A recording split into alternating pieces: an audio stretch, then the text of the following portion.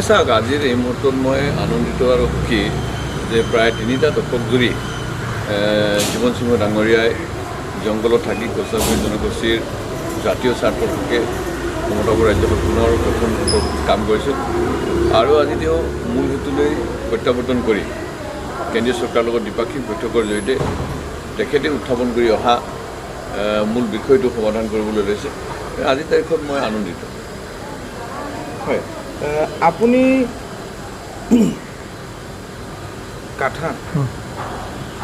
আপুনি ভাবেনে যে অতি শীঘ্ৰে পৃথক কমতাপুৰ গঠন হ'ব বুলি?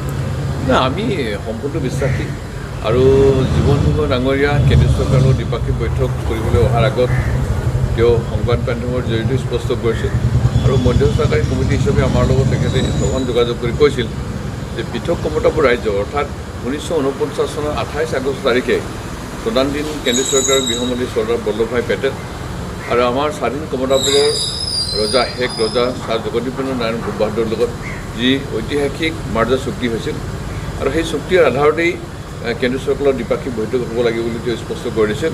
আৰু যিহেতুকে সেই বিষয়টোৰ ওপৰতে কেন্দ্ৰীয় চৰকাৰে তেখেতক আমন্ত্ৰণ কৰি আনি দ্বিপাক্ষিক বৈঠক কৰিবলৈ গৈ আছে।